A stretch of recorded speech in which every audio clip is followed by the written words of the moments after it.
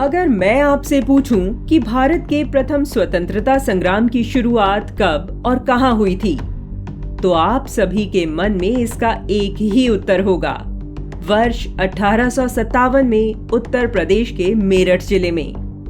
लेकिन अगर मैं यह बोलूं कि देश का प्रथम स्वतंत्रता संग्राम आज से लगभग 250 वर्ष पूर्व राष्ट्रीय राजधानी नई दिल्ली से लगभग 1100 किलोमीटर दूर बिहार झारखंड के जंगलों में लड़ा गया और लड़ने वाले थे हमारे वनवासी भाई। आश्चर्य मत कीजिए, इसमें आपकी कोई गलती नहीं। हमें स्कूल और कॉलेज में पढ़ाया ही गया है कि वर्ष 1857 में प्रथम स्वतंत्रता संग्राम की शुरुआत हुई। इससे पहले जो संघर्ष हुआ उसको इतिहास में वह स्थान नहीं मिल सका। लेकिन इन स्वतंत्रता संग्रामों ने तत्कालीन अंग्रेजी सरकार की जड़ें हिला दी थी। आज इस वीडियो में हम उन्हीं संग्राम के बारे में जानेंगे। महात्मा गांधी और लोकमान्य बाल गंगाधर तिलक के स्वराज्य की अवधारणा दरअसल वनवासी जनजीवन से अवतरित है। ऐसा कहना इसलिए उचित है क्योंकि गांधी या तिलक से बहुत पहले ही जंगल में रहने वाले वनवासियों ने न सिर्फ स्वराज के लिए दर्जनों लड़ाइयां लड़ी, बल्कि स्वराज की भावना को मुख्य धारा तक पहुंचाया भी। यह भी सत्य है कि भारत में अंग्रेजी हुकूमत के खिलाफ सबसे पहला विद्रोह आदिवासियों की धरती पर हुआ। प्रथम स्वतंत्रता संग्राम के रूप में ज्ञात 1857 की क्रांति से लगभग एक शताब्दी पूर्व जंगल महाल के क्षेत्र में चुआड़ विद्रोह, पहाड़िया विद्रोह, चेरो विद्रोह, तमाड़ विद्रोह ऐसे विद्रोह थे जिन्होंने अंग्रेजी शासन को चुनौती दे डाली थी। इसके अनेक गुमनाम नायक थे। इनमें से एक थे तिलका मांझी। तिलका मांझी ने अपनी माटी से अंग्रेजों के खिलाफ बिगुल फूंका था। इन विद्रोहों का उद्देश्य कोई सामुदायिक मांग या किसी बात से आपत्ति नहीं, बल्कि स्वराज था।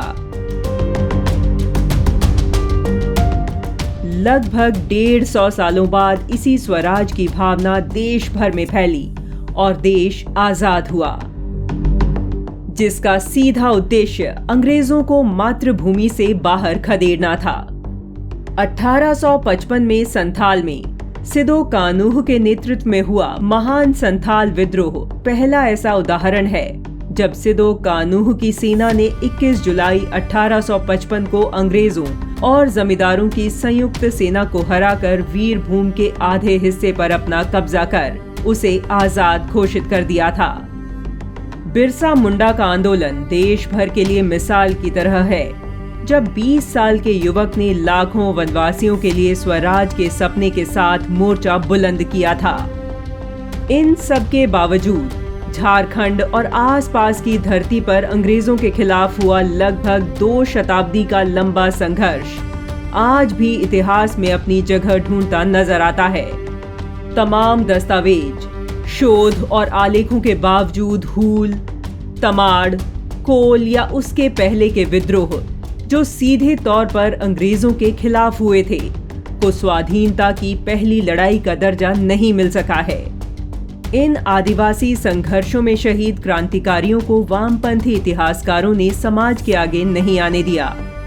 देश के आजाद होने के बाद अंग्रेजी मानसिकता वाले इतिहासकारों ने भी इनके साथ न्याय नहीं किया। यही कारण है कि देश भर के स्कूलों में पढ़ाई जा रही इतिहास की किताब में ऐसे किसी विद्रोह का जिक्र प्रमुखता से नहीं मिलता।